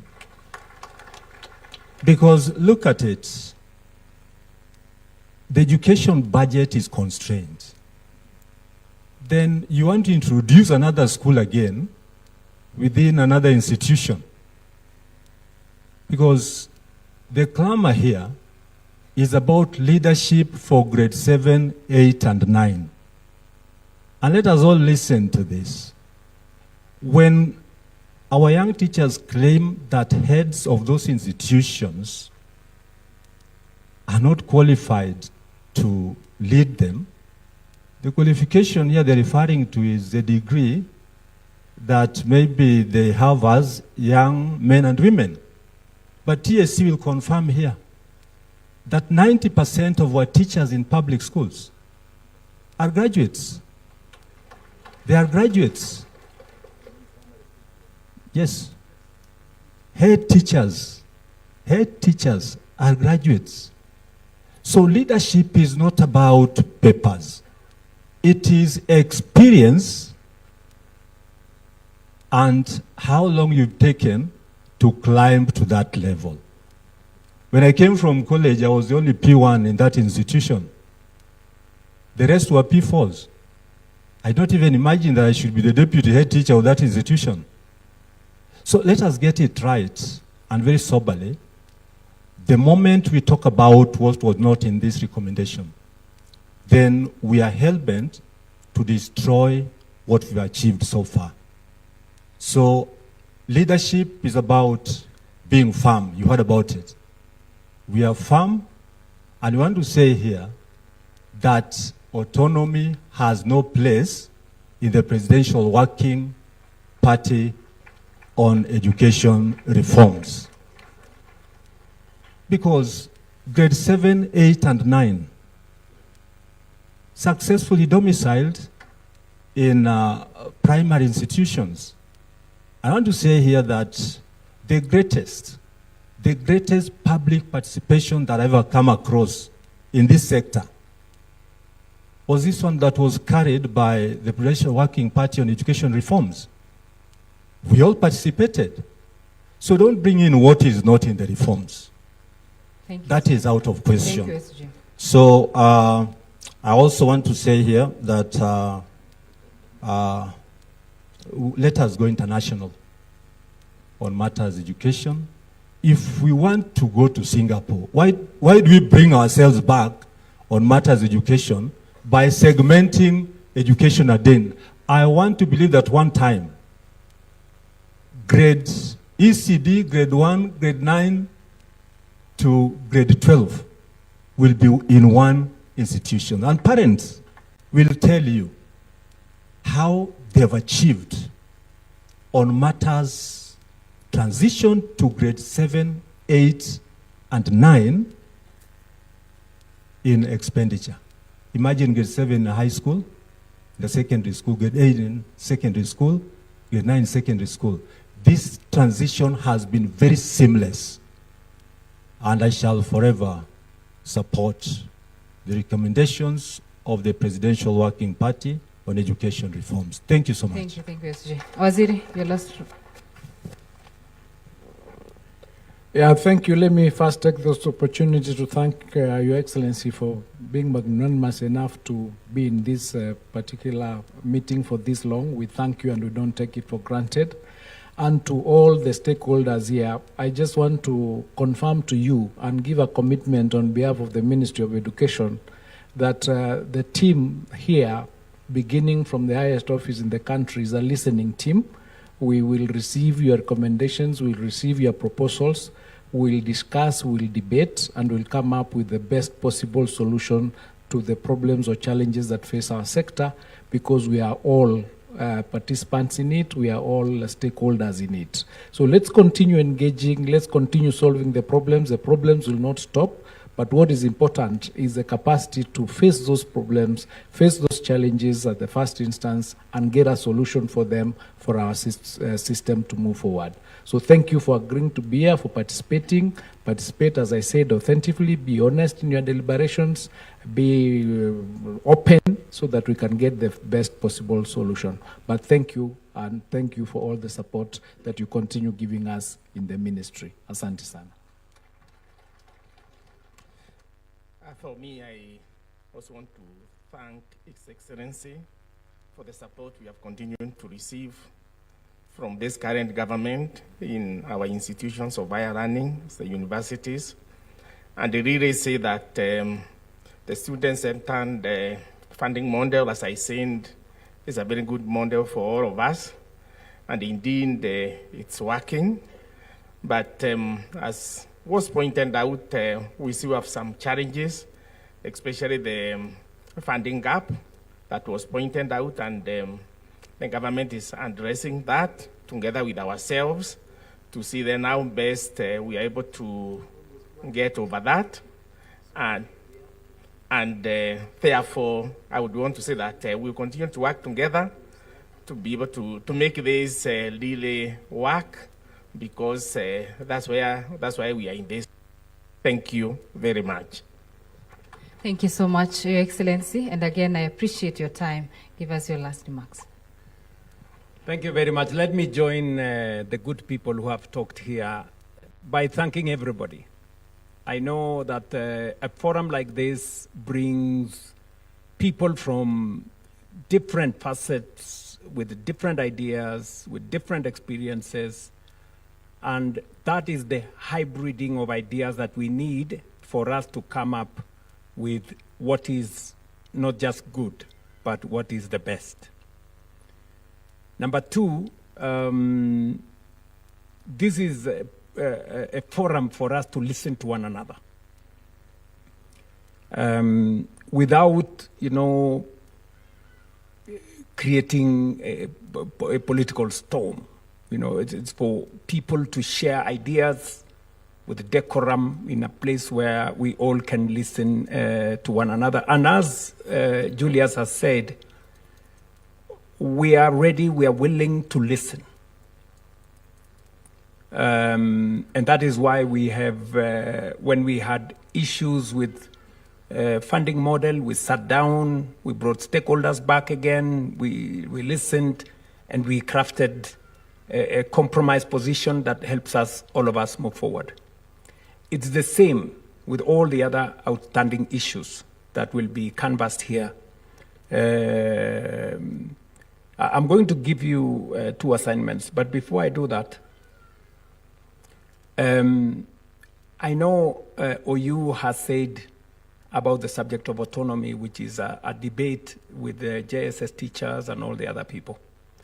I am sure you will have a conversation, and if the issue is qualifications, that we want the school to be led by a graduate. I think already 90% of the people who are leading schools as are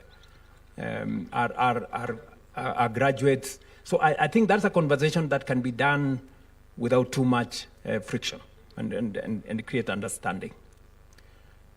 But let me say the following. I agree, and I am very proud of the outcome of the Presidential Working Party. I think we had 20,000 representations. Those are very comprehensive public participation exercise. And it took time. I even had to increase the time. I think we went all the way to about 8 months of consultations around the country. But let me say the following. I have had 2 experiences. Lenana School in Nairobi. I went to Lenana School and asked the school, because you have a whole 200 acres, that quite a bit of it is bush, please let us build a primary school. Because the community around Lenana School did not have a school. The only school that was present actually in that, it's called Ngando area, was a private school that actually collapsed, and I think we lost lives because it was made of wood and it was a story building. And so when I went to, when that accident happened and I went there and I saw what had happened and I saw Lenana School was nearby, I tried to request them. But you know, there was a problem. They pushed back. They said, no, they don't want a primary school, blah, blah, blah. But finally, I managed to persuade Lenana School to give us land. And I told them they didn't need to transfer land to primary school. It will remain Lenana School, but it will be the primary section of Lenana School. We have built a school there. In fact, I built with my own resources. We now have 2,000. I think we now have 2,400 students in that school. The community there, which is not an upmarket community, now have a place for their children to go. That's one experience. Then there is my old school, Kapsabet Boys High School, where I did my A-levels. Kapsabet decided to do the opposite. They didn't wait for anybody to tell them to do a primary school. They actually built a primary school. And today, Kapsabet Boys High School starts from ECD. And it is one school. One school. And I was going to sponsor the principal of Lenana School to go and see what's happening in Kapsabet, for them to understand that you can actually have a school that starts from ECD all the way to secondary school, to senior school. And there is absolutely no issue. And it is managed and run as one school. This is something that maybe can be a subject of conversation, especially in schools that have land. For example, Nairobi School. I don't see why Nairobi School, and I am building some dormitory and classrooms in Nairobi School. And yet the community around Nairobi School, they don't have a primary school. I think some of these institutions need to consider, you know, extending, you know, facilities, and government can come in and add more. So I'm just proposing that we need to exercise our minds. Is it a possibility that some of the schools can actually be both combined and work? Number two, assignment number two, we need to have a conversation about scholarships. We've had a big debate, fragmented scholarships. Members of parliament are giving scholarships, counties are giving scholarships, sponsors are giving scholarships, philanthropies are giving scholarships. And sometimes there is a lot of duplication in that space. Can we have a channel? And digitization is going to provide us a framework where through digitization, we will identify all the needy students and put them on one platform so that whoever has money, you don't have to go and look for a student. You will come to that platform, pick 10, pick 20, pick 100, sponsor them. They will have already been identified that they are needy students. So that is another conversation I would really want you guys to have. This forum is a good forum because it has all the stakeholders. And assignment number 3 that I would want to give to this forum is the issue of uniforms. There is a big debate about uniforms and how much they cost. You know, we have all manner of suppliers. Working with schools, you find that some uniforms, you know, I don't know whether they are Stefano Ricci or they are what, because they are very expensive. We need to agree on uniforms. How are they going to be procured? How do we make sure that they are cost effective? There are those who are saying we should not have uniforms. I don't know what their ideas are. How do we, granted, you know, you don't have to be dressed in a certain way to learn, but this is the debate we must have, so that we create a uniform playing field, but certainly we need to discuss about the cost of uniform. It is becoming an impediment to education, especially in some schools where uniforms are very expensive. So this is a conversation I think this forum can undertake. Otherwise, I do not want to say more. I am very passionate about this. I could speak for longer. Because when I got the privilege to be Minister for Higher Education, I realized that this was a very important space and with a lot of impact on human development and national development. I wish you all wonderful consultations, and this forum is here for us to exchange ideas and better education outcomes in the process. Asante sana. Thank you so much, Your Excellency. And it's my singular honor now to return this to Mike. Thank you. Thank you. A round of applause to the panelists, please. I'll kindly request your indulgence, Your Excellency, for a quick photo with the panelists together with the moderators. Let's have a quick photo, a standing photo, please. Let's all be standing. We'll start with the moderators in, then I'll ask the moderators to step out and the 2 PSs to join in. For the photo to look good, I'm told the chairs need to move out, so allow us to do that.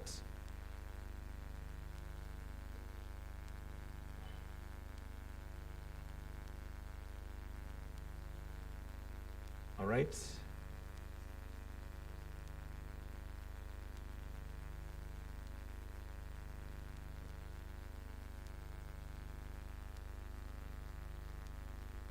Then let me ask the PSs to come in, please. PSs present.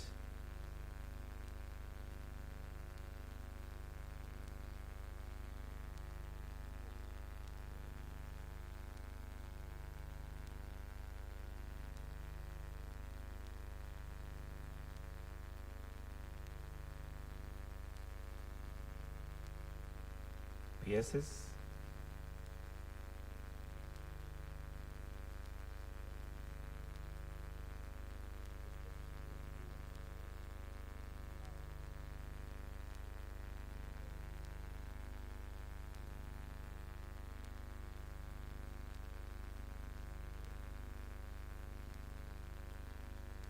All right, Chair, and we